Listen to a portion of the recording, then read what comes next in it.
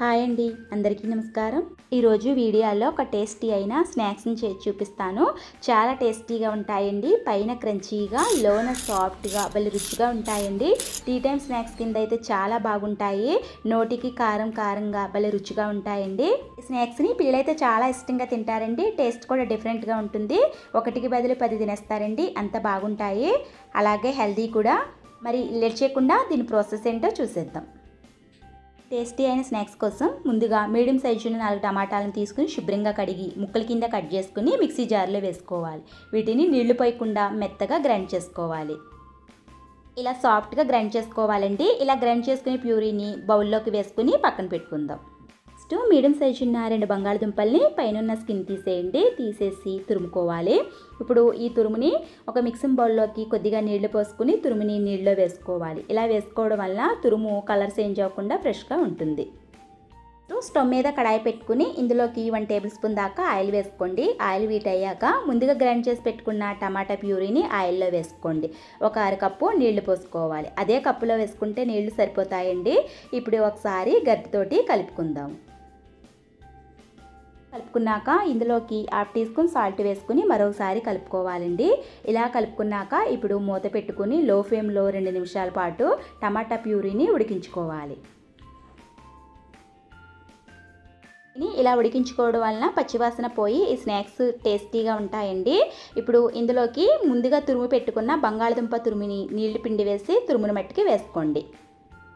ప్యూరీలోకి బంగాళదుంప తురుము కలిసేలాగా బాగా కలుపుకోవాలి. ఇప్పుడు ఇందులోకి 1/2 టీ స్పూన్ దాకా కలోంజీ గింజలు వేసుకోండి. మీ దగ్గర ఉంటే వేసుకోండి, లేకపోతే క్లిప్ చేసేయవచ్చు. 1/2 టీ స్పూన్ జీలకర్ర, 1 టేబుల్ స్పూన్ తెల్ల నువ్వులు వేసుకోండి. అలాగే 1/2 టీ స్పూన్ ధనియాల పొడి, 1 table spoon red chilli flakes వేసుకోండి. 1 టేబుల్ స్పూన్ పచ్చిమిరపకాయల్ని కచ్చాపచ్చాగా దంచి వేసుకోండి. టేస్ట్ అయితే బాగుంటాయి. తినేటప్పుడు నోటికి కారంగా చక్కగా టేస్టీగా ఉంటాయి. వేసిన ఇంగ్రీడియంట్స్ అన్నీ బాగా కలిసేలాగా కలుపుకోండి. ఇప్పుడు ఇందులోకి చిన్నగా తరిగి పెట్టుకున్న కొత్తిమీర కూడా వేసుకోండి. కొత్తిమీర వేసుకోవడం వల్ల ఈ స్నాక్స్కి మరింత టేస్ట్, మంచి ఫ్లేవర్ యాడ్ అవుతుందండి. నెక్స్ట్ ఇందులోకి 1 కప్పు గోధుమ పిండి వేసుకోండి. గోధుమ పిండి బదులు బియ్యం పిండి అయినా వేసుకోవచ్చు. గడ్డలు లేకుండా లో ఫ్లేమ్లో గరిటెతో కలుపుకుంటూ ఉడికించుకోవాలి.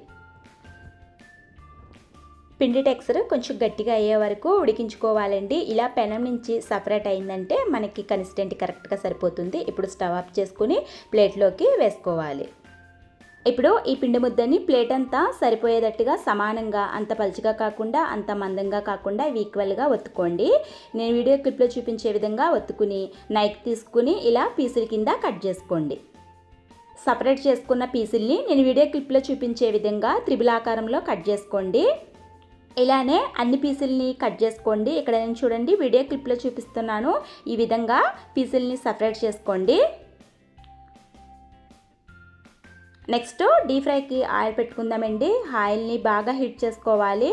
హీట్ చేసుకుంటేనే స్నాక్స్ మనకి పైన క్రంచీగా, లోన సాఫ్ట్గా, గుల్లగుల్లగా వస్తాయండి. బాగా హీట్ అయ్యాక ఇప్పుడు ఒక్కొక్కటిగా రెడీ చేసుకున్న వాటిని ఒక్కొక్కటిగా ఆయిల్లో వేసుకోండి. మీ అందరికీ ఒక రిక్వెస్ట్ అండి, ఎవరైతే నా వీడియోని ఫస్ట్ టైం చూస్తున్నారో వారందరూ సబ్స్క్రైబ్ చేసుకోండి, లైక్ ఇవ్వండి. మీరు ఇచ్చే లైక్ వల్ల నన్ను ఎంతో సపోర్ట్ చేసిన వారు అవుతారు.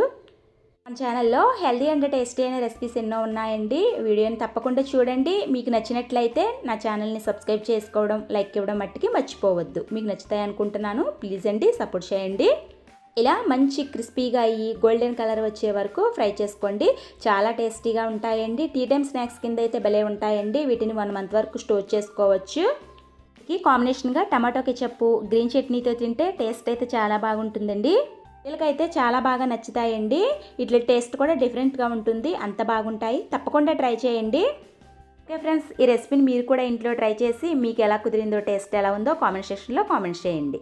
ఈ రెసిపీ మీకు నచ్చితే ఈ వీడియోని మీ బంధువులకి, స్నేహితులకి షేర్ చేయండి. మరిన్ని హెల్దీ అండ్ టేస్టీ అయిన రెసిపీస్ కోసం నా ఛానల్ని సబ్స్క్రైబ్ చేసుకోండి, లైక్ ఇవ్వండి. మీరు ఇచ్చే లైక్ వల్ల నన్ను ఎంతో సపోర్ట్ చేసిన వారు అవుతారు. మళ్ళీ ఒక మంచి హెల్దీ అండ్ టేస్టీ అయిన రెసిపీ తోటి మళ్ళీ మీ ముందుకు వస్తానండి. అంతవరకు అందరికీ బాయ్ అండి.